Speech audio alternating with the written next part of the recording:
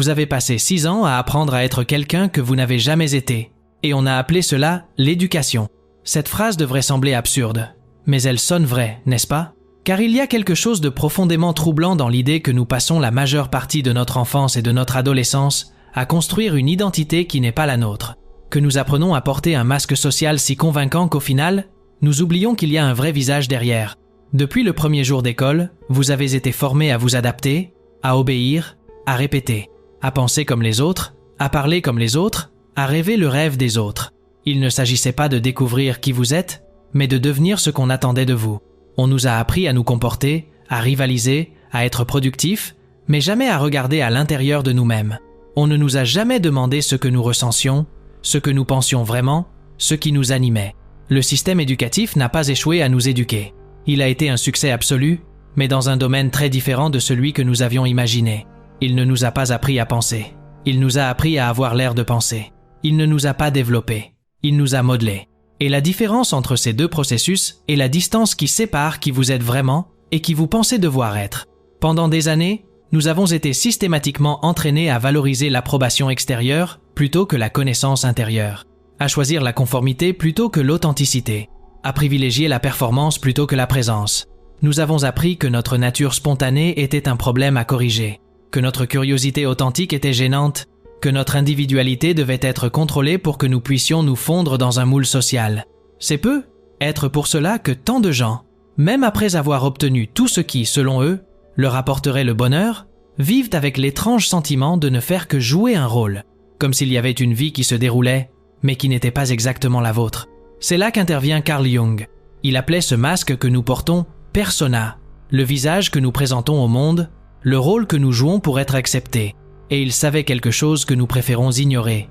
Lorsque la persona devient notre seule identité, nous devenons étrangers à nous-mêmes. Jung a observé cela chez ses patients. Des personnes qui avaient réussi en apparence et qui arrivaient dans son cabinet avec un sentiment inexplicable de vide. Ils avaient obtenu tout ce que la société leur avait promis pour être heureux. Mais ils avaient l'impression d'être spectateurs de leur propre vie. Comme des spectateurs d'une existence qui leur appartenait techniquement, mais qui ne semblait pas réelle. La persona est utile, bien sûr. Dans de nombreux cas, elle est nécessaire pour nous permettre de naviguer dans le monde social. Mais lorsqu'elle cesse d'être un outil et devient notre prison, quelque chose de fondamental se perd. Et c'est exactement ce que l'éducation nous a fait. Elle nous a appris à jouer un rôle avec une telle perfection que nous avons oublié qu'il ne s'agissait que d'une performance. Ce n'est pas seulement une critique du système, c'est une invitation. Une invitation à reconnaître que être, la vie que vous menez, est davantage une performance bien répétée qu'une expression authentique. Et si c'est vrai, il existe un chemin pour rentrer chez soi, pour se retrouver soi-même. Mais ce chemin exige quelque chose que l'éducation ne nous a jamais enseigné. Le courage de remettre en question non seulement ce que nous savons, mais aussi qui nous pensons être. Jung disait que la première étape vers l'individuation, le processus qui consiste à devenir qui nous sommes vraiment, est de reconnaître que nous vivons à travers un personnage. Mais avant cela, nous devons regarder le masque en face, celui que nous avons appris à porter avec tant de perfection qu'il est devenu invisible. Il y a un moment dans la vie de nombreuses personnes, vous l'avez peu, être déjà vécu où, en se regardant dans le miroir, une question étrange surgit. Qui est cette personne ?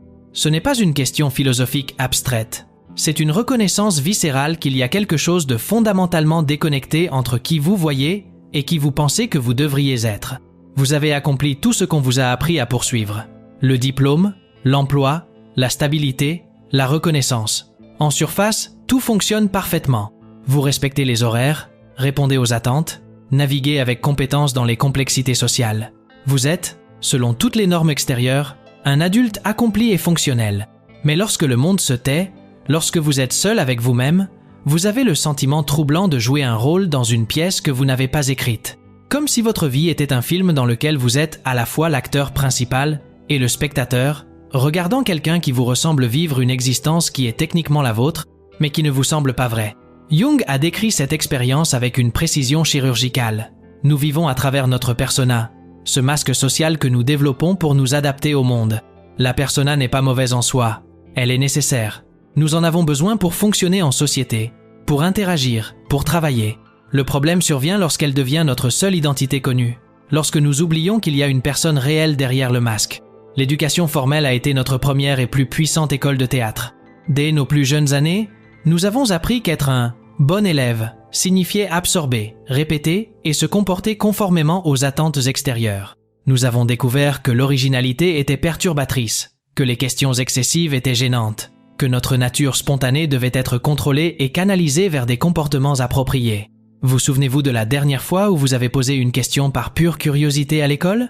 Pas une question pour impressionner le professeur ou pour tester si vous aviez bien révisé, mais une question née d'une réelle interrogation, d'un désir pur de comprendre quelque chose qui vous touchait profondément. Pour beaucoup d'entre nous, ce souvenir est enfoui sous des années d'apprentissage sur la manière de poser les bonnes questions, au bon moment, aux bonnes personnes, et nous avons été récompensés pour cette transformation. Félicités lorsque notre personnalité naturelle a cédé la place à des comportements appropriés. Célébrés lorsque nous avons cessé de poser des questions dérangeantes et commencé à donner les réponses attendues. Nous avons obtenu de bonnes notes, non pas pour avoir réfléchi profondément, mais pour avoir reproduit efficacement ce qu'on nous avait enseigné. Peu à peu, sans nous en rendre compte, nous avons intériorisé une vérité dangereuse. L'amour et l'approbation viennent lorsque nous sommes ce que les autres ont besoin que nous soyons. Nous avons appris que notre authenticité avait un prix élevé. Le rejet, l'incompréhension, l'isolement. Nous avons donc fait ce que tout enfant aurait fait. Nous avons adapté notre personnalité pour assurer notre survie émotionnelle. Jung observait que cela crée une profonde division interne. D'un côté, nous avons le soi authentique, notre vraie nature, avec toutes ses pulsions, ses peurs, ses rêves et ses particularités. De l'autre côté, nous avons la persona, la version éditée et socialement acceptable de nous-mêmes. Lorsque cette division devient trop grande, lorsque nous vivons exclusivement à travers la persona, nous commençons à sentir que notre vie ne nous appartient pas. Selon une enquête réalisée en 2020 et par le Pew Research Center, plus de 60% des adultes américains, dont beaucoup ont fait des études supérieures, admettent s'interroger régulièrement sur le sens de leur vie. Il ne s'agit pas là d'une donnée sur l'échec individuel, mais d'une preuve de fragmentation collective. Toute une génération a appris à se construire des identités fonctionnelles, mais vides de sens. La tragédie ne réside pas dans ce que nous avons appris, mais dans ce que nous avons oublié de demander, alors que je me modelais pour m'intégrer dans le monde. Où est passée la personne que j'étais avant de savoir que je devais m'intégrer quelque part? Cette personne n'a pas disparu. Elle est là, cachée sous des couches de conditionnement social, attendant que nous ayons le courage de regarder au-delà du masque qui est devenu notre visage. Mais d'abord, nous devons comprendre comment ce masque a été construit, brique par brique, à travers un système qui a confondu éducation et domestication. Se réveiller, travailler, payer des factures, dormir, et recommencer encore et encore le lendemain. La vie passe ainsi. Et un jour, vous réalisez que le temps vous a échappé. Les rêves ont été repoussés. Les opportunités sont passées inaperçues. Tout cela arrive parce que personne ne vous a jamais appris à voir le jeu de la vie de la bonne manière. Mais il existe un autre chemin. Si vous voulez passer au niveau supérieur, vous devez accéder à de nouvelles connaissances. Et c'est exactement ce que vous trouverez dans les codes du lapin blanc. Ce livre va ouvrir vos yeux sur ce qui se passe réellement. Vous comprendrez pourquoi vous êtes coincé dans les mêmes schémas, apprendrez à sortir du mode pilote automatique et commencerez à voir les opportunités qui étaient là depuis toujours. Et enfin, vous prendrez des décisions qui vous mèneront vraiment vers la vie dont vous avez toujours rêvé.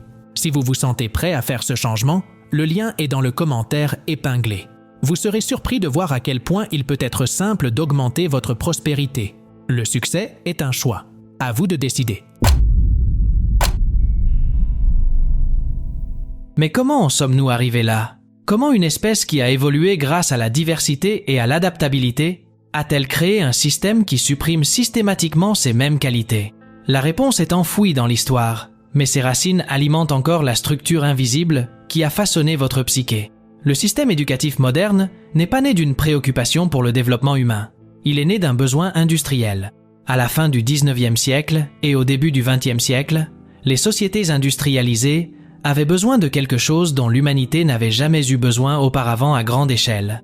Des travailleurs uniformément formés, prévisibles et obéissants. Jung aurait immédiatement reconnu cela comme une tentative de créer un inconscient collectif artificiel, une psyché commune qui privilégie la conformité à l'individualisation. Les usines avaient besoin de personnes capables de suivre des instructions sans poser de questions, de bien fonctionner dans des hiérarchies rigides et d'accepter la répétition comme une vertu. C'est ainsi qu'est née l'école telle que nous la connaissons. Des rangées de pupitres bien ordonnées, des horaires stricts rythmés par des signaux sonores, des programmes standardisés qui traitent les enfants comme des produits sur une chaîne de montage. Ce n'est pas un hasard si cela ressemble tant à une usine. C'est explicitement inspiré d'une usine. Regardez autour de vous dans n'importe quelle salle de classe traditionnelle et vous verrez les éléments fondamentaux du conditionnement psychologique à l'œuvre. Les enfants apprennent à se déplacer en groupe, à attendre la permission de parler, à réprimer leurs besoins physiques jusqu'à ce que la cloche sonne. Ils découvrent que l'autorité extérieure l'emporte toujours sur l'intuition intérieure, que le temps est plus important que l'intérêt, que l'obéissance est plus précieuse que l'originalité. Mais le plus insidieux est ce que Jung appellerait la création d'une ombre collective. Tout ce qui ne rentre pas dans le moule éducatif, la créativité spontanée, le questionnement profond, la sensibilité émotionnelle, la pensée divergente, est systématiquement repoussé vers les marges. Ce n'est pas complètement éliminé, mais étiqueté comme problématique, perturbateur, inapproprié. Cette ombre collective devient le dépôt de tout ce qui est authentiquement humain, mais gênant pour le système. Et parce que cette répression se produit pendant nos années de formation, nous intériorisons la croyance que ces parties de nous-mêmes sont effectivement problématiques. Ivan Illich a observé que l'école est la nouvelle église, et sa doctrine est la conformité. Il avait raison, mais Jung allait plus loin. L'école n'enseigne pas seulement la conformité. Elle programme l'inconscient à se sentir coupable lorsqu'il ne se conforme pas. Elle crée une voix intérieure qui murmure « Tu fais quelque chose de mal » chaque fois que nous suivons notre nature authentique. Pensez au nombre de fois où vous avez entendu des phrases telles que « Arrête de rêver »,« Ce n'est pas pratique »,« Tu dois être plus réaliste ». Ce ne sont pas seulement des remarques anodines. Ce sont des commandes psychologiques qui façonnent notre relation avec notre propre imagination et notre intuition. Il en résulte une forme particulière de fragmentation psychologique. Nous développons une partie de nous-mêmes qui sait comment fonctionner dans le système, notre persona éducative, et une partie qui porte tout ce qui a été rejeté, notre ombre refoulée. Et nous passons toute notre vie à essayer de maintenir cette division, dépensant d'énormes quantités d'énergie psychique pour garder notre ombre cachée.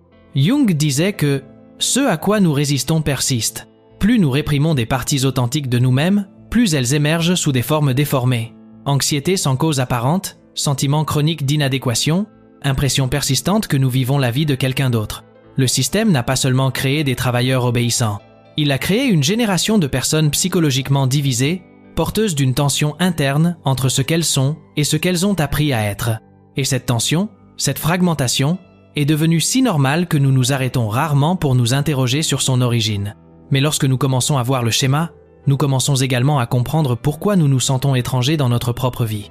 La question qui se pose alors est inévitable. Si notre éducation a été conçue pour nous modeler plutôt que pour nous développer, quel type d'adulte a-t-elle réellement créé ?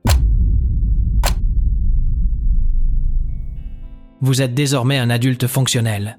Vous avez réussi. Vous avez passé vos examens, obtenu vos diplômes, décroché un emploi, construit la vie qui vous avait été promise.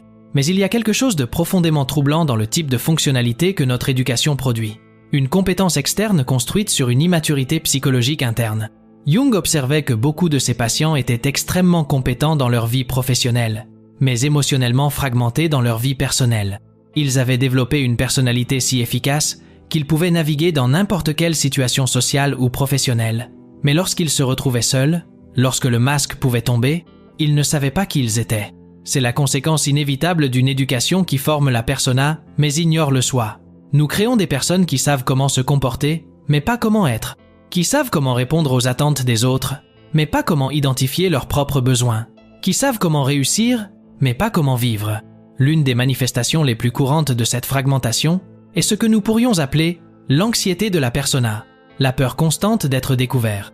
Car lorsque votre identité est construite sur une performance, il y a toujours la terreur sous-jacente que quelqu'un se rende compte que vous ne faites que jouer un rôle, qu'il regarde au-delà du masque et ne voit rien. Ou pire, qu'il voit quelque chose d'inapproprié, d'inacceptable, de profondément imparfait.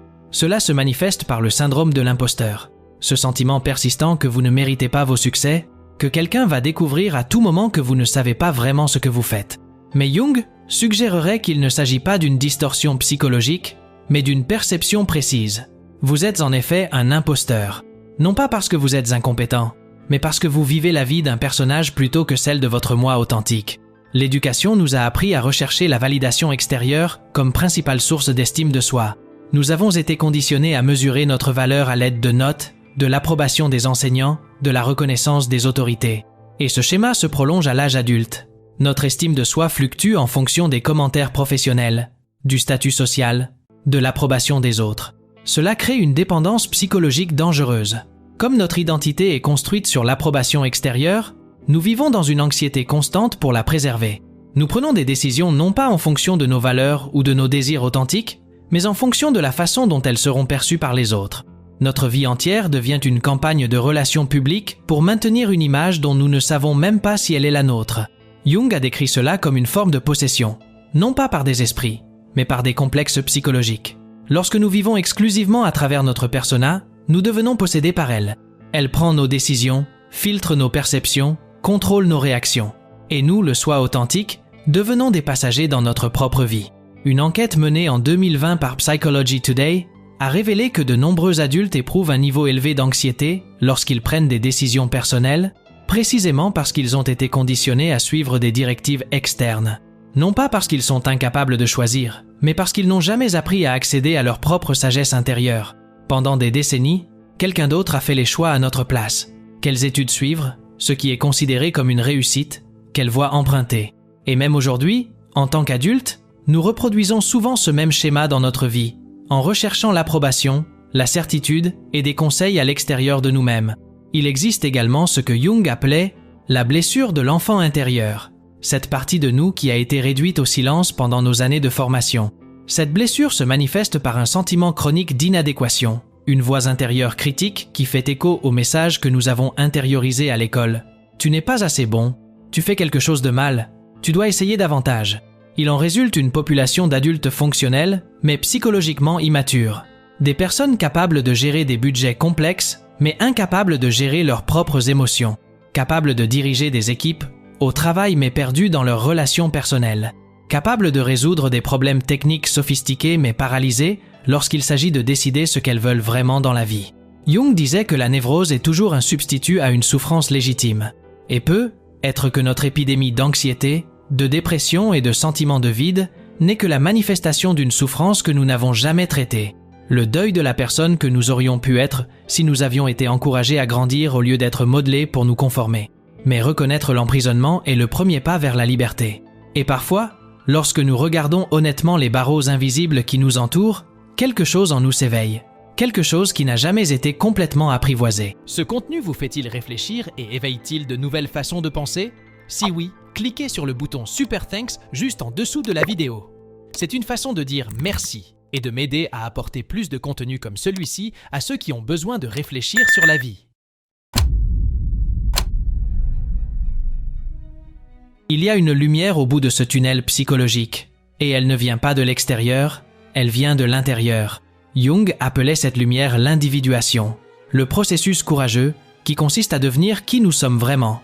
Plutôt que de continuer à être ce que nous avons appris à être, l'éveil commence par une reconnaissance simple mais révolutionnaire. Vous n'êtes pas votre persona. Ce masque que vous portez avec tant d'habileté, cette performance que vous avez perfectionnée au fil des ans, n'est qu'un outil, pas votre identité. Et au moment où vous en prenez conscience, quelque chose de fondamental se met en mouvement dans votre psychisme. C'est comme se réveiller d'un rêve dont vous ne saviez pas que vous le faisiez. Soudain, vous commencez à remarquer quand vous jouez un rôle au lieu d'être vous-même. Quand vos réactions sont automatiques plutôt qu'authentiques, quand vous suivez un script interne au lieu de répondre au moment présent. Jung disait que l'individuation n'est pas un processus qui consiste à devenir parfait, mais à devenir complet. Et la complétude signifie intégrer non seulement les parties de nous-mêmes qui sont socialement acceptables, mais aussi celles qui ont été repoussées dans l'ombre pendant nos années de formation, notre créativité sauvage, notre sensibilité non filtrée, notre capacité à tout remettre en question. La première étape consiste à développer ce que Jung appelait la fonction observatrice, cette capacité à observer nos propres schémas sans jugement. Commencez par remarquer « Ah, me voilà encore en train de chercher l'approbation avant d'exprimer mon opinion » ou « Intéressant, je ressens de l'anxiété parce que je ne sais pas quelle est la bonne réponse à cette situation. » Cette observation compatissante crée un espace entre vous et vos schémas conditionnés. Et dans cet espace, dans cette pause, réside votre liberté. Car lorsque vous pouvez voir le masque, vous pouvez choisir quand le porter et quand l'enlever. La véritable éducation, celle que nous n'avons jamais reçue, commence lorsque nous cessons de chercher les bonnes réponses et que nous commençons à poser les vraies questions. Pas « que devrais-je faire ?» mais « que veux-je vraiment ?» Pas « comment puis-je réussir ?» mais « comment puis-je vivre de manière authentique ?» Pas « qu'attendent les autres de moi ?» mais « qui suis-je quand personne ne me regarde ?» Ces questions n'ont pas de réponse facile. Et c'est précisément là où réside tout l'intérêt. Jung croyait que la croissance se produit dans la tension entre les opposés, dans la capacité à vivre dans l'incertitude sans se précipiter vers le confort des réponses toutes faites. Lorsque vous commencez à vivre ces questions, quelque chose d'extraordinaire se produit. Vous développez une confiance en votre propre sagesse intérieure.